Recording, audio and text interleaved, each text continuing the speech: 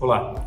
Nesse segundo vídeo da série de vídeos sobre contextos cognitivos e sintomas comportamentais, nós vamos tentar alinhar alguns conceitos importantes sobre os principais domínios cognitivos, tá? Como a atenção, a memória, a execução de tarefas, noções visoespaciais e reconhecer também a importância de reconhecer os principais sintomas neuropsiquiátricos envolvidos. Então fica até o final desse vídeo que vai ser interessante você conhecer um pouquinho mais. Vamos lá?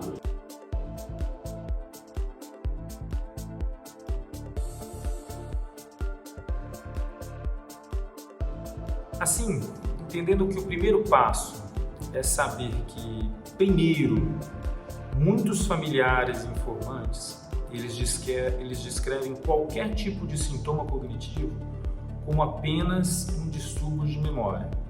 Quer algum exemplo? Doutor, ele tem um prejuízo da memória. O informante descreve muitas vezes aquele paciente que tem dificuldade para recordar as palavras.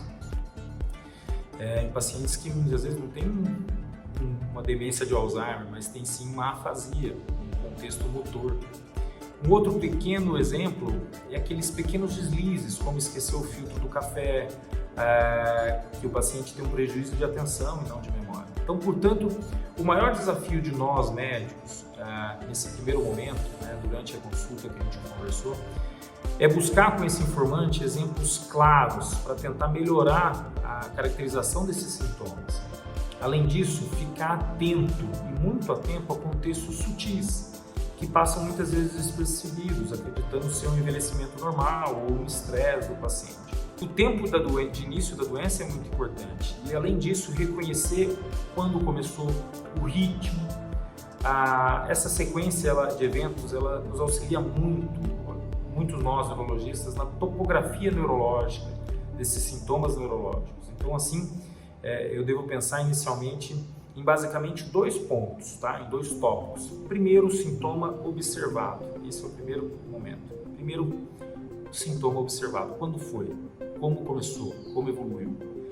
O modo de início dele, entende? Se foi agudo, se foi subagudo, se foi crônico, se essa mudança de ritmo foi transitória, se foi progressiva, se ela ficou daquela forma ou se foi flutuante. Agora, se tivéssemos uma pergunta para cada avaliação desse domínio cognitivo, seria muito mais claro, seria muito mais fácil. Então, existe uma forma breve, didática, de uma revisão da Continuum Neurology recente, de dezembro de 2021, que traz algo que pode nos ajudar bastante e eu queria compartilhar com vocês. Então, primeiro passo, se a gente for pegar primeiro o domínio cognitivo interessado, seria alguns questionamentos como se o paciente teria dificuldade em concentrar para ler um livro, se ele tem dificuldade para seguir o trama de um filme, se ele mantém uma linha de pensamento, logo ele desvia o pensamento, se ele lembra para aqueles que entram em uma sala, se ele comete deslizes frequentes nas atividades do dia a dia, como esquecer de colocar o filtro na cafeteira, seriam questões de atenção. A gente partir para o segundo domínio, como o domínio da linguagem, questionar se o paciente tem, então, articulado como antes, ou se mudou o aspecto da fala, se ele usa sons ou corretos ou às vezes distorcidos, se ele tem uma dificuldade com a gramática correta, se ele tem dificuldade de encontrar as palavras, ou muitas vezes substitui as palavras de uma forma mais errada, se diminuiu o vocabulário, ele está mais quieto, mais silencioso, se ele tem dificuldade de entender o significado das palavras, se mudou a habilidade dele de soletrar as palavras, se ele deixou de ler como tinha o prazer de ler, se ele consegue seguir algumas instruções ou orais ou escritas. A linguagem é tudo isso, não é só o fato de articular uma palavra, mas compreender, ler, nomear. Partindo para o outro domínio mais importante, talvez e mais interessante para vocês, seria a memória. O paciente ele usa listas ou notas mais do que o passado, ele começou a anotar mais para se sentir seguro. Ele faz afirmações repetidas, ele esquece de conversas e eventos recentes, ele frequentemente perde objetos, ele esquece de eventos pessoais anteriores, como uma cirurgia, um emprego. Partindo então para um outro domínio cognitivo dessa revisão da Neurology, ele fala do contexto visoespacial.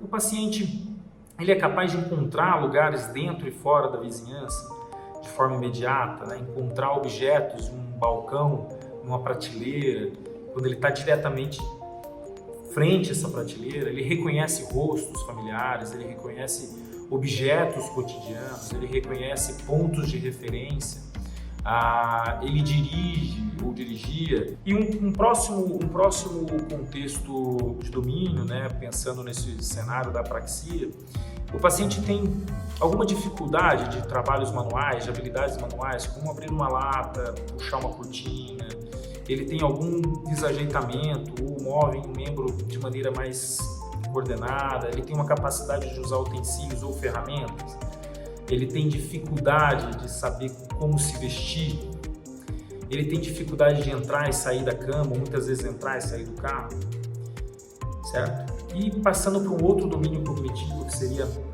a execução, o paciente ele é capaz de resistir a golpes ou anúncios, uma questão muito importante e muito atual, né? Que cada vez mais a gente vem vendo anúncios importantes. Ele usa aparelhos com facilidade, mantém os hobbies de atividades como, por exemplo, jogava cartas, artesanato, marcenaria, ele vem fazendo isso, essa execução adequada. E partindo para um outro cenário, pensando no contexto social desse paciente, né, é importante a gente sentar e parar e pensar se ele tem sentimentos por outras pessoas, se ele faz comentários inadequados, se ele tem a perda de boas maneiras, né, tem perda do decoro social, se ele tem mostrado empatia ou cordialidade interpessoal, mostra interesse, iniciativa nas atividades, ele tem comportamento compulsivo, ritualísticos, estereotipados, que nós chamamos. Então isso é muito interessante, fica muito mais fácil a gente questionar dessa forma, né? E da mesma forma para os domínios cognitivos, é importante a gente revisar os sintomas neuropsiquiátricos, que é muito comum nesses pacientes, principalmente os pacientes com síndrome demenciais. Os sintomas neuropsiquiátricos, eles são comuns em distúrbios cognitivos e isso assusta os familiares durante a consulta. É uma característica definidora de transtornos comportamentais, né? Eles desempenham um grande papel no efeito sobre o paciente e a carga que esse paciente vai trazer para a família e para os cuidadores. E mais ainda, né, e muito mais ainda, potencialmente para as intervenções farmacológicas que nós vamos precisar e não farmacológicas. Tá? Então, os sintomas neuropsiquiátricos, eles podem ser divididos também em domínios, como eu comentei, pela própria revisão da Continuum Neurology, para facilitar esse entendimento e esse questionamento aos familiares e aos cuidadores. Tá? Então, olha só que interessante esse detalhe.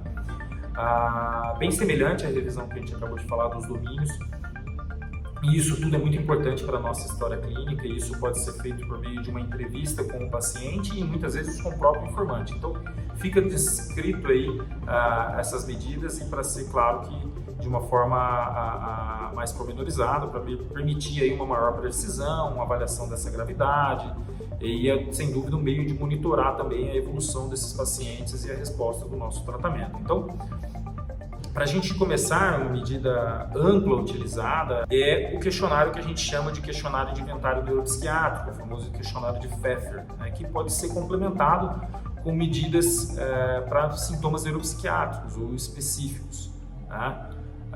Como para depressão, se uma averiguação mais detalhada de um domínio comportamental específico se necessário. Bem, os distúrbios da vontade, do autocontrole, como apatia, impulsões, compulsões, incluindo rituais simples e completos, como muitas vezes acumulação de objetos. O paciente começa a fazer coleção de bonequinhos, encontra no posto tal.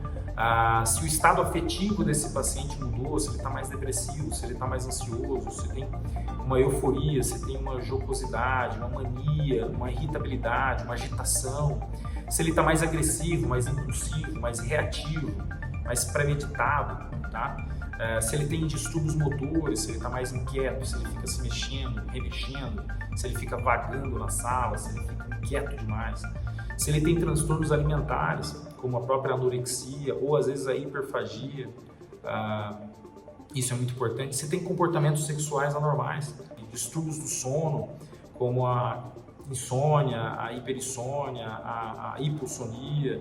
E por último, avaliar a capacidade funcional desse paciente. Determinar se a capacidade funcional de um paciente ajuda a discernir o estágio da doença, tá? Variando desde um comprometimento cognitivo leve, na qual a capacidade funcional é preservada, até uma demência leve, tá? Moderada ou grave, na qual a capacidade funcional ela é afetada de uma forma grave e crescente. Então, além disso, identificar se tem um contexto de capacidade funcional, ela ajuda a identificar as áreas específicas para a neuroreabilitação, abordando questões de segurança, direcionamento e gerenciamento dos medicamentos, riscos de queda e avaliando sobrecargas do próprio cuidador e as estratégias de cuidado. Tá? Então, pacientes e cuidadores, eles devem ser questionados sobre esse instrumento funcional básico da atividade de vida diária, tanto instrumentais, que são aquelas habilidades complexas para viver de forma independente, como dirigir, administrar os medicamentos, as finanças, preparar refeições,